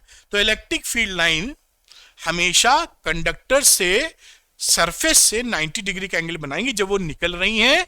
अगर निगेटिवली चार्ज है तो आ रही हैं, हमेशा ऐसा करती हैं। और वो इसलिए भी कहते हैं कि अगर ये नॉर्मली नहीं जा रही होंगी, सपोज करिए ये कंडक्टर है, क्योंकि ये इक्विलिब्रियम पोजीशन पे है। ये कौन सी पोजीशन है? इक्विलिब्रियम। अगर हम ये माने कि यहां पर ये टेंजेंट है और ये किसी एंगल पर ऐसे इलेक्ट्रिक लाइन ऑफ फोर्स है ऐसा, तो इसके हम इलेक्ट्रिक लाइन ऑफ फोर्स के यहां पर हम दो कंपोनेंट ले सकते हैं, एक परपेंडिकुलर डायरेक्शन में और दूसरा इसके टेंजेंशियल डायरेक्शन में। तो ये जो टेंजेंशियल वाला है, यहां पर जो चार्ज होगा सरफेस पर उसको मूव कर देगा। परपेंडिकुलर वाला तो ठीक है, लेकिन जो टेंजेंशियल वाला इलेक्ट्रिक फील्ड है वो उस चार्ज पे फोर्स लगाएगा, QE फोर्स लगा के मूव कर देगा। तो मतलब क्या है, ये सिस्टम इक्विलिब्रियम में नहीं है क्योंकि चार्ज चलने लगा। चार्ज, इसका मतलब है यहाँ पे सब रुके हुए हैं। तो ऐसा हमने बोल ही दिया है पहले कि ये इक्विलिब्रियम में है, मतलब इसका हॉरिजॉन्टल कंपोनेंट शून्य होना चाहिए, अदरवाइज चार्ज चलेगा। तो अगर ये शून्य होगा तो इलेक्ट्रिक फील्ड किस डायरेक्शन में होना चाहिए? नॉर्मली। जब ये नॉर्मल डायरेक्शन में इलेक्ट्रिक फील्ड होगा तो इसका हॉरिजॉन्टल कंपोनेंट शून्य मिलेगा। ये सिस्टम इक्विलिब्रियम में है तो कोई भी चार्जेस का मूवमेंट ऑन द सरफेस नहीं होगा। ये बात भी आप समझ गए होंगे। नंबर 6 पॉइंट पे चलते हैं। The line of forces have a tendency to contract lengthwise. देखिए ये जो हमारे पास लाइन ऑफ फोर्सेस रहते हैं, ये प्लस और माइनस, प्लस से निकला और माइनस में गया, तो ये जो लाइन ऑफ फोर्स है ये लेंथ में कॉन्ट्रैक्ट करते हैं, खिंचते हैं, आपस में पास आते हैं। ये अट्रैक्शन की बात को समझाता है। पॉइंट नंबर 6 कि लेंथ वाइज इसमें कॉन्ट्रैक्शन होता है, जिसकी वजह से प्लस और माइनस चार्ज में अट्रैक्शन होता है। फिर लेटरल जो इसकी टेंडेंसी है वो एक दूसरे को हटाती है, एक्सपैंड करती है। तो लेटरल का मतलब है कि इससे भी ऐसे चार्ज निकल रहा, ऐसे इलेक्ट्रिक फील्ड है, ऐसे इलेक्ट्रिक फील्ड है, तो लेटरली एक दूसरे को ये धक्का मारती हैं। तो रिपल्शन इससे एक्सप्लेन होता है कि लेटरली इलेक्ट्रिक फील्ड लाइंस एक दूसरे को रिपल करती हैं, प्रेशर क्रिएट करती हैं दूर जाने का। तो ये एक एक्सप्लेनेशन हो जाता है कि लाइक चार्जेस पर फोर्स, रिपल्शन का फोर्स क्यों लगता है। अगली बात करते हैं, the relative closeness of the line of force gives A measure of electric field strength. अगर कहीं पे इलेक्ट्रिक फील्ड लाइन पास पास है, जैसे मैं ये बना रहा हूं देखिए, तो यहां पर इलेक्ट्रिक फील्ड लाइन पास पास है, तो इलेक्ट्रिक फील्ड एट ए, अगर ए पोजीशन ले लें और यहां पर इलेक्ट्रिक फील्ड एट बी, तो हमारा इलेक्ट्रिक फील्ड ए बी से ज्यादा होगा। क्यों? क्योंकि यहां इलेक्ट्रिक फील्ड लाइंस ज्यादा डेंसर हैं। जब ये पास पास होती हैं तो इलेक्ट्रिक फील्ड तगड़ा है, और जहां रेयर होंगी, दूर दूर होंगी, वहां इलेक्ट्रिक फील्ड कम है। साथ में लिखा है वीक फील्ड, ये हो गया, फार है तो वीक है, पास पास है तो स्ट्रांग है। अगर ये इक्वली स्पेस्ड है, ऐसे पैरेलल हैं, तो इसको बोलते हैं uniform electric field, uniform electric field. तो ये यूनिफॉर्म इलेक्ट्रिक फील्ड दिखाने का तरीका है, ये इसका डायरेक्शन है, और पैरेलल है और समान दूरी पर है, इसको शो इस तरीके से करते हैं। आगे बात करते हैं, the line of force do not pass through a conductor. किसी भी कंडक्टर से लाइन ऑफ फोर्स पास नहीं होती। तो हमेशा ध्यान रखिएगा, अगर ये कोई कंडक्टर है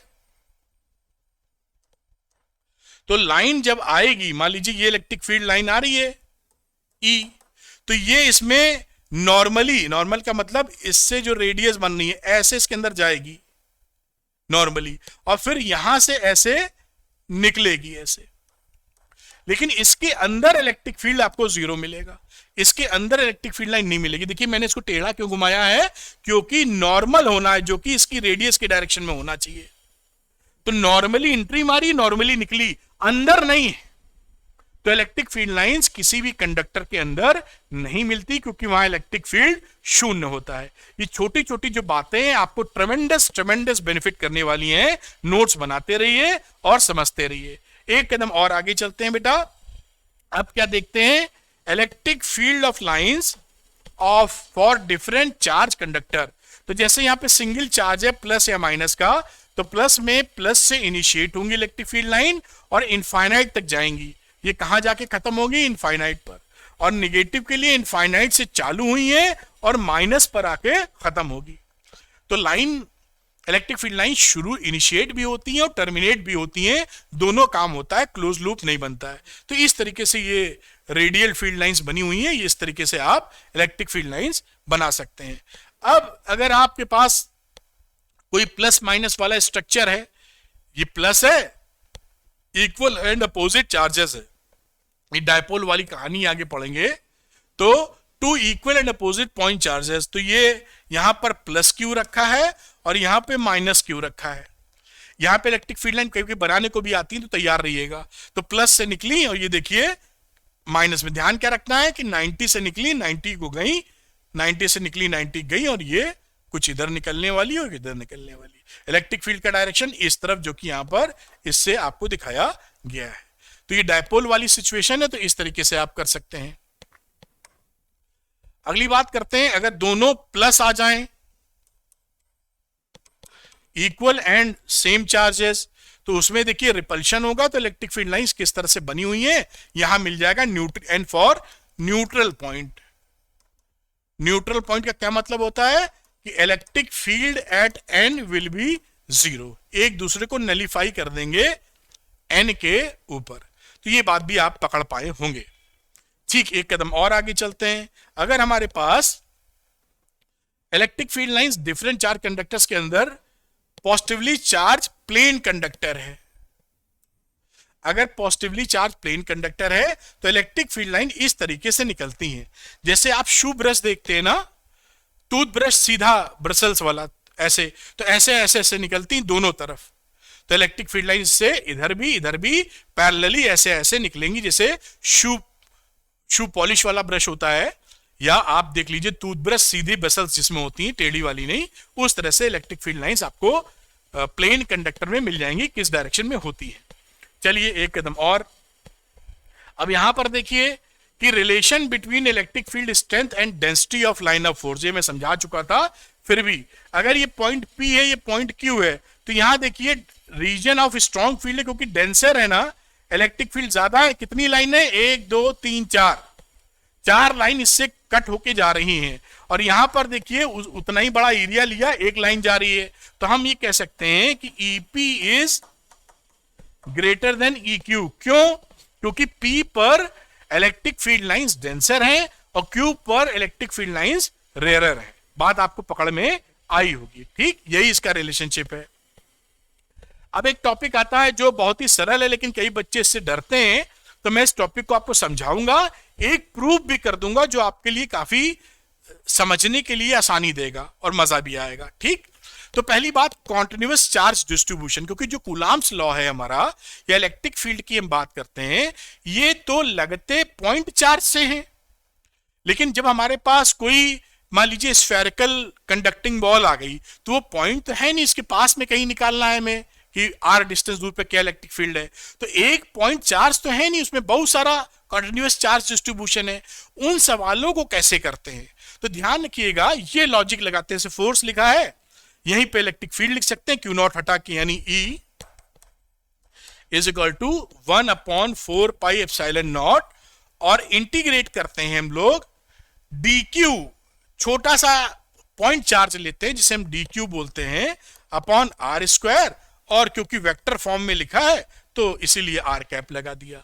यानी हम शुरुआत करेंगे dq को एक पॉइंट चार्ज लेके, ये पॉइंट चार्ज है यहाँ पे dq, इससे r डिस्टेंस दूर पर q नॉट है, यहां कितना फोर्स या कितना इलेक्ट्रिक फील्ड है, फिर इसको dq को हम पूरा थ्रू आउट द, अगर एरिया है तो through out the area, volume है तो वॉल्यूम, लाइन चार्ज है तो लाइन, आप इंटीग्रेट कर देते हैं, आंसर ले लेते हैं।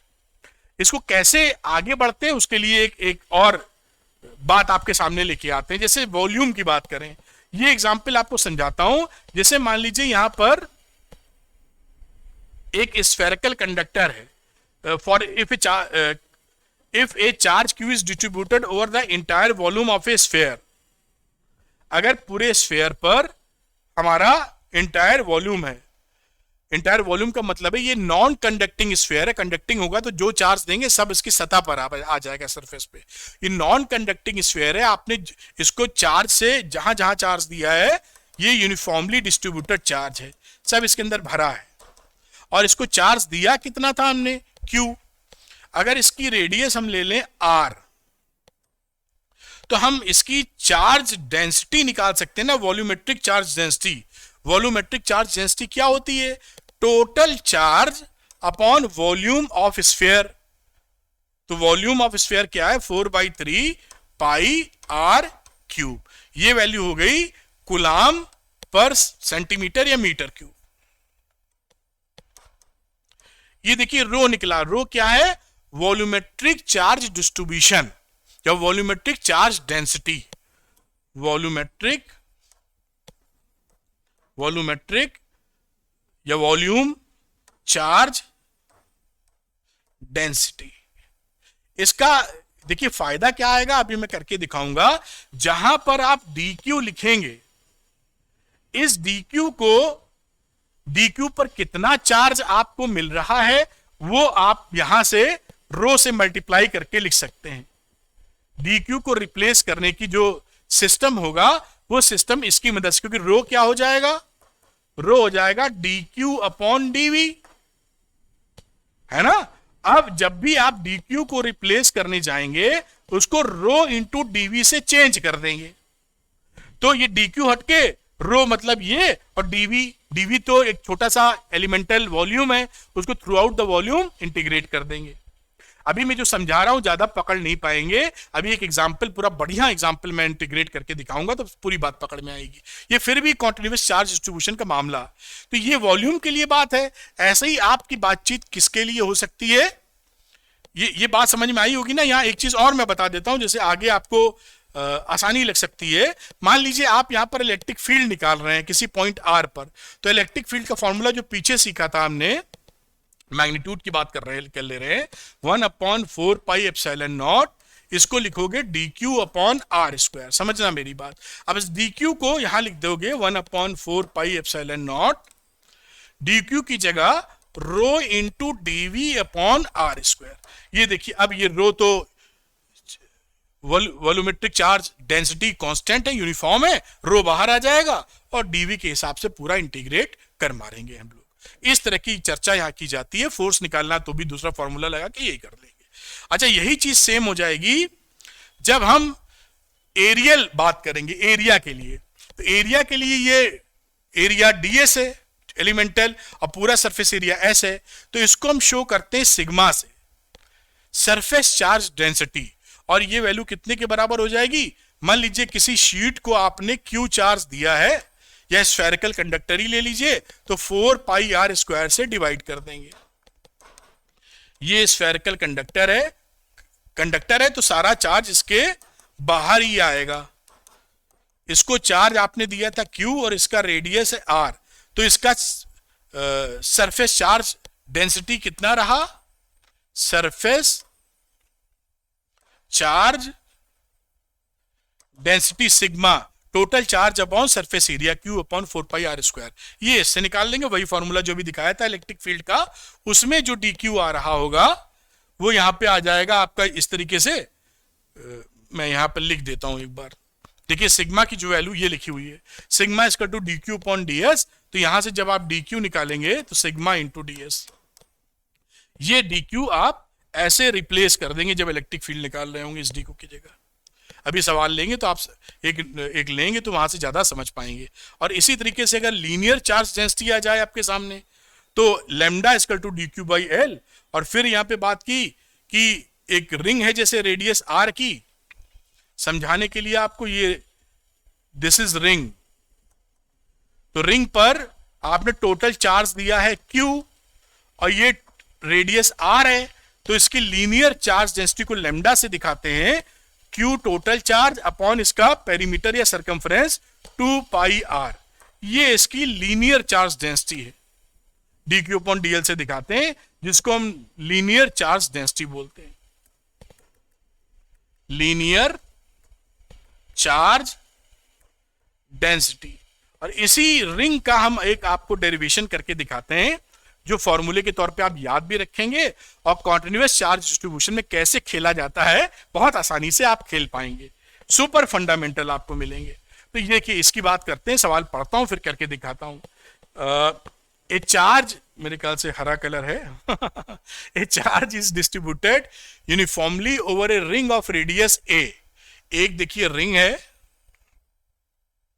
और रिंग की जो सेंटर है और इससे जो रेडियस है आपकी ये a है, और इसको कोई o कह देते हैं सेंटर को। Obtain an expression for the electric intensity E यानी electric field at a point on the axis, ये इसकी एक्सेस हो गई,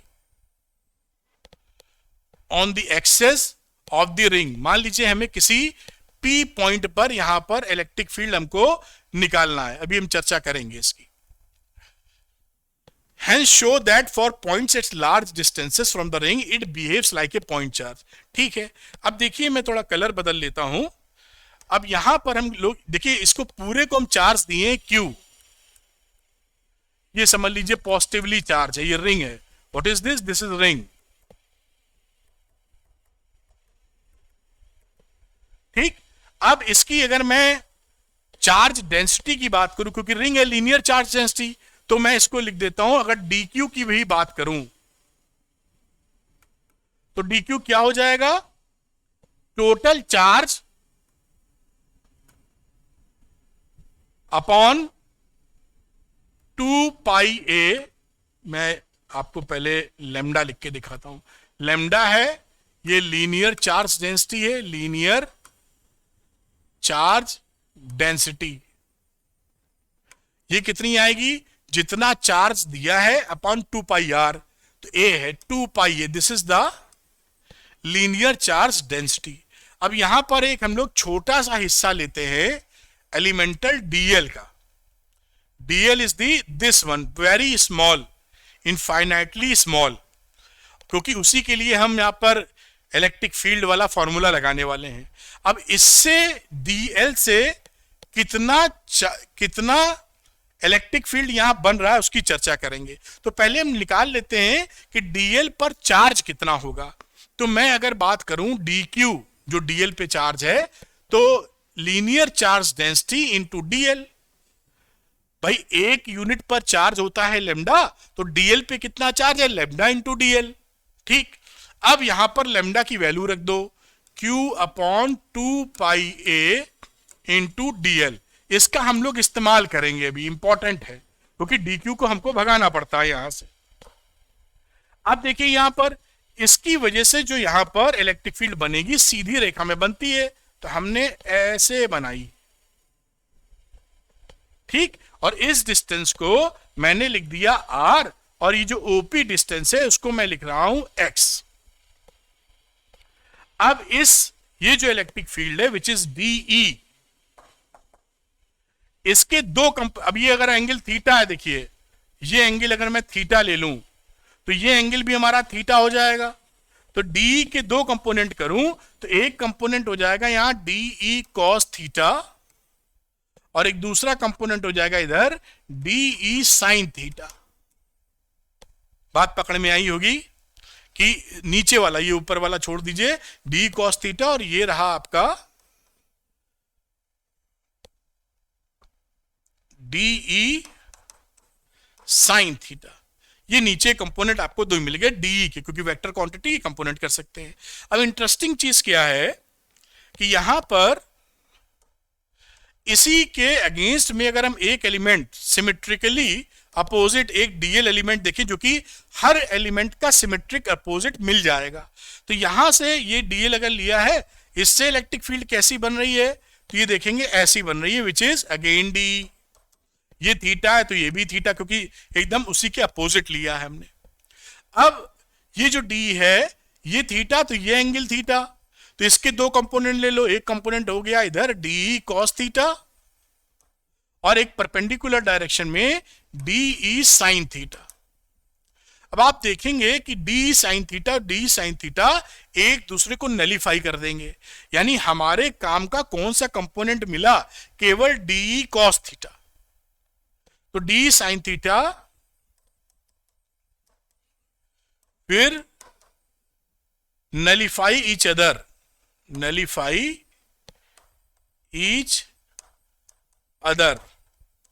and d cos theta is the relevant component.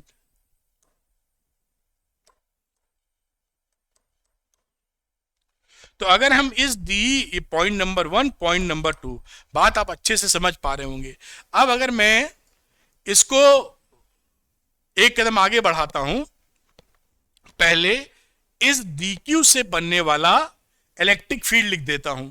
तो इलेक्ट्रिक फील्ड अगर मैं लिखने जाऊं तो मैं क्या लिखूंगा, electric field due to D Q is equal to K D Q upon R distance पे आर स्क्वायर, या मैं लिख सकता हूं डी क्यू की जगह क्यू अपॉन 2 पाई ए, तो के क्यू अपॉन 2 पाई ए, और ये आर स्क्वायर है तो dl अपॉन आर स्क्वायर। ये इलेक्ट्रिक फील्ड है किसकी वजह से, dq की वजह से, electric field due to dq, छोटा सा इलेक्ट्रिक फील्ड। और इसी ये जो इलेक्ट्रिक फील्ड है, इसी इलेक्ट्रिक फील्ड को हम प्राप्त करना अगर हम चाहें तो हम क्या लिखेंगे, देखिए ये डी है बेसिकली, तो हम इंटीग्रेट करेंगे जो रेलेवेंट कंपोनेंट था डी कॉस थीटा को, कहां से कहां तक, 0 से लेकर 2 पाई ए तक, पूरा ना यहां से शुरू हुए तो 0 से लेकर 2 पाई ए तक। अगर हम इंटीग्रेट कर दें डी कॉस थीटा को तो हमारे हाथ में वही चीज आ जाएगी, यानी पूरा इलेक्ट्रिक फील्ड आ जाएगा जो इस एक्सेस के अलोंग द एक्सेस होगा। ठीक है साहब, अब इसको एक कदम और आगे लेके चलते हैं, थोड़ा ऊपर कर लेते हैं। अब यहां पर इस डी की वैल्यू यहां से पुट कर देंगे, यहां पर देखो, तो ये मैं लिख देता हूं 0 to 2 पाई ए डी की वैल्यू लिख दी हमने k q upon 2 pi a dl upon r square. और रही कॉस थीटा की बात, तो कॉस थीटा भी लगे हाथ में लिख ही देता हूं, क्योंकि ये देखिए कॉस थीटा क्या है, ये ले लो। तो cos theta is equal to base upon hypotenuse. Base is x and hypotenuse is r. ये कॉस थीटा की वैल्यू हो गई। ये भी और इसको सिंप्लीफाई कर देंगे, लेकिन अभी इस कॉस थीटा की जगह इंटू एक्स अपॉन आर मैं लिख देता हूं। अब फिर ई लिखा। अब जो जो चीजें कांस्टेंट है बाहर निकाल लो। के कांस्टेंट है, टोटल चार्ज कांस्टेंट है, 2 पाई ए कांस्टेंट है, और साथ में आर भी कांस्टेंट है। ये आर तो बदल नहीं रहा है, सारी जगह से लोगे तो आर इज सेम। तो इस आर को करोगे तो 1/r³ भी बाहर आ गया। इंटीग्रेट करो 0 to 2 पाई ए, और ये रहा आपका dl। ये बात भी आपकी समझ में आ गई। अब इसको फर्दर इंटीग्रेट करके लिखते हैं, फिर सॉल्व कर देंगे। तो ये वैल्यू हो गई के क्यू अपॉन 2 पाई ए इंटू 1/r³। यहां पर 1 है तो आ जाएगा l, और 0 से 2 pi A lower to upper limit. एक कदम और आगे चलना चाहेंगे, और यहां पर e की जो वैल्यू है वो क्या मिलेगी, के क्यू अपॉन 2 पाई ए इंटू 1/r³, और अगेन ये मिलेगा 2 पाई ए। बाकी वैल्यू तो 0 हो जाएगी। ये बात आपकी समझ में आई होगी। अब r की बात कर लेते हैं पाइथागोरस लगा के। तो r square is equal to x square plus A square. ये बात हमें समझ में आई। इस आर स्क्वायर की जो r³ है, ये r³ की जगह आप ये वैल्यू लग सकते हैं। तो r³ का मतलब क्या हो जाएगा यहां पर, तो r³ का मतलब है एक्स स्क्वायर प्लस ए स्क्वायर का रूट और 3/2। ये इसका क्यूब हो गया। समझ पाए होंगे। पहले r लिखोगे तो रूट लिख दोगे, एक स्टेप बढ़ा देते हैं जैसे कि बायो वाले भी कंफर्टेबल रहे। इसको एक्स स्क्वायर ए स्क्वायर को 1/2 लिख सकते हो, और अगर मैं r³ कर रहा हूं तो इसको क्यूब कर दो। ये देखिए बात पकड़ में आ गई होगी। अब ये वैल्यू पुट कर देते हैं यहां पर। तो e लिखा के क्यू अपॉन 2 पाई ए, और यहां वैल्यू लिखी हमने एक्स स्क्वायर प्लस ए स्क्वायर की पावर 3/2, और ये रहा 2 पाई ए। अब ये 2 पाई ए तो कट गया बेटा, ये 2 पाई ए और ये 2 पाई ए कैंसिल हो गया। अब वैल्यू कितनी आ गई, अब जो फाइनल वैल्यू हमारे हाथ लगी, के का मतलब 1/4πε0, और बाकी बातें तो दुरुस्त है। अच्छा, इसमें कुछ एक वैल्यू कहीं पर x की वैल्यू गई है छोट, तो x अपॉन r लिखा था। देखिए तो ये जो r था इसके साथ ये x भी चल रहा है, तो यहां पर एक x भी आएगा, ये x, और यहां पर एक x होगा, तो यहां पर भी एक x होगा। ठीक है, तो e की वैल्यू अब कितनी आ गई, देखिए e is equal to 1/4πε0 qx upon X square plus A square की पावर 3/2। ये एक फॉर्मूला आपका निकल आया कि अगर आपको रिंग के एक्सेस पर उसकी सेंटर से x डिस्टेंस दूर इलेक्ट्रिक फील्ड लेना है, तो आप इलेक्ट्रिक फील्ड का मैग्नीट्यूड ये कहेंगे। पॉजिटिव है तो अवे फ्रॉम द सेंटर, और अगर निगेटिव रिंग है चार्ज तो towards the centre of the ring. ये कहां इलेक्ट्रिक फील्ड है, away from centre of the ring. Electric field का डायरेक्शन। अच्छा, अब ये बता रहे थे कि अगर काफी दूर हो तो ये कैसा बिहेवियर रखेगा, तो ये भी बहुत आसान। तो इफ काफी दूर का मतलब क्या है कि x is much greater than a, उस सिचुएशन में E लिखेंगे आप, और 1/4 पाई एप्सिलॉन नॉट, इस a को इग्नोर कर दीजिए, तो ऊपर रहा QX और नीचे रहा x स्क्वायर की पावर 3/2, 2 से 2 कैंसिल हो गया और एक x ने मार दिया तो x स्क्वायर आया, यानी 1/4 pi epsilon naught Q/x square behave like a test charge, क्योंकि टेस्ट चार्ज से बनने वाला भी इलेक्ट्रिक फील्ड इतना ही होता है, 1/4 pi epsilon naught Q/x square. तो एक रिंग है, रिंग से बहुत दूरी पे चलिए आप चले जाएंगे तो वहां पर इलेक्ट्रिक फील्ड कितना मिला है, पॉइंट चार्ज के बराबर। और अगर बहुत दूर नहीं गए हैं तो ये फॉर्मूला आपको काम करेगा।